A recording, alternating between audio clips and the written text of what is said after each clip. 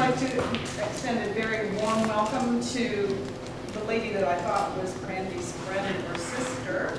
However, it's her mom, and I'm very happy to have you here visiting us from Michigan. And I'm very happy to see the most wonderful, wonderful neighbor in the whole wide world. I just heard that from Jo. She said she had a ribbon that she could give you that says you're a wonderful, wonderful neighbor. So Leslie, we're happy to have you here as well. And Terry, we're happy to have you and expect that we'll be hearing from you a little later in the evening. Thank you. Do we have any old business that we need to bring to the table?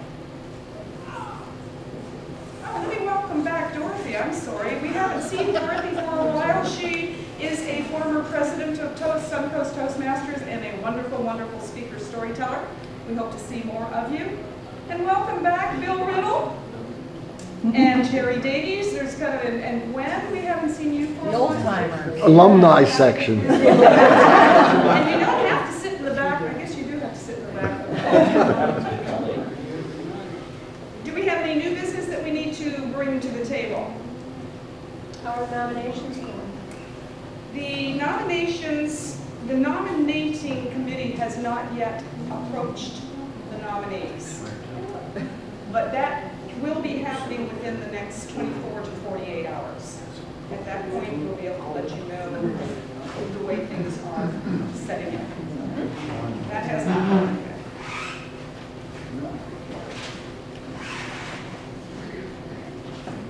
I'd like to congratulate Joe Jones for competing in the district contest this last Saturday evening.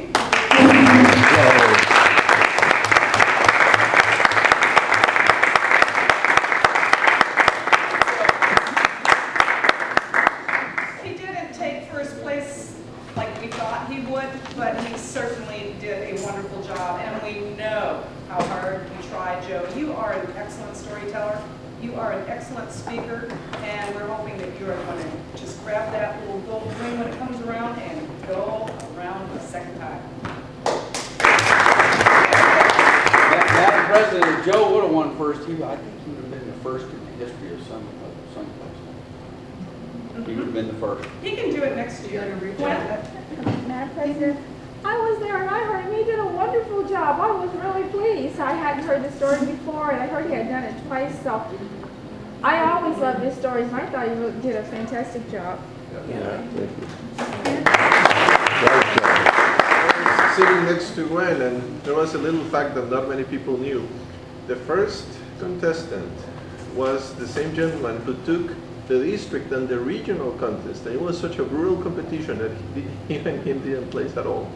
You can imagine the level how it was. Was that Jim Bussey? Yes. Yeah. And in Joe's defense as well, his microphone was all messed up. Joe wore a t-shirt rather than a suit with a lapel. He wore a t-shirt because it was part of his speech presentation. And they put his microphone on in such a way that he had to sort of turn around like this to talk to be heard. So that certainly would throw him off. So, you know, in spite of everything, Joe, you're our hero, and we're going to be there for you next year. Yes. Thank you all for your support. I'm curious, it seems to me in the rules there's some sort of an allowance for microphone malfunction.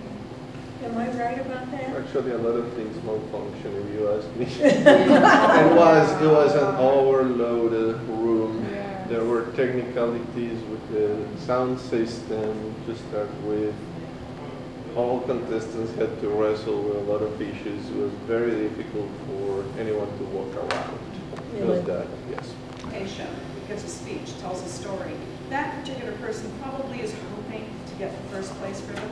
That person may not always get the first place ribbon, but usually that person eventually gets it. You're not going to win the first time, or if you do,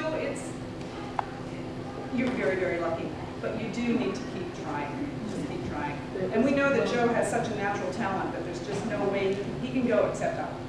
Yes. Okay, moving on. I only have one other thing to bring up, and that I sent it out to you in the newsletter, and that is our speaker evaluator exchange that we're going to be having with Club 1810. And that will be happening Monday, June 2nd at Perkins Restaurant, way down south on Dale Mabry. Randy will be doing a speech there, and Joe Jones will be doing an evaluation. He will evaluate someone from Club 1810. And then the following day, which is our meeting night, Club 1810 will be represented here by 2 of their members. So I really encourage you, jot that down on your calendar, and please try to be at Club 1810 to support Randy and Joe, and just to get to see how other clubs operate. It's really a fun thing to do once in a while, and you just bring some value home, and we also add some value to their club. So I'd like to make sure that you plan to be there June 2nd and, of course, here, June 3rd. I'd like to pass the schedule around. I don't see Phil here today, so if you will fill out any empty slots that need to be filled out, and return the schedule to me so that I can take it home and upload that information to the internet. So, is there a change in the website? Because I tried putting my name in, and normally I could just click on the position and it would put my name in there. I had to go to an edit mode and then edit the whole schedule, and I could have deleted it or anything. You know, I don't know that they made any change to the website. I mean, nobody's told me, and I can't change that website because it's Well, I could have Were you the changed the schedule Toastmaster on the? tonight, yeah. You are? Yeah. That's what it is. Oh. Because you're a Toastmaster, you got to the special ones, so you could Okay. edit. oh, special. All right. Okay. Okay, I believe that I have finished my part of this evening's opening, and so I will return control of the lectern over to our Toastmaster, Tom Carnes.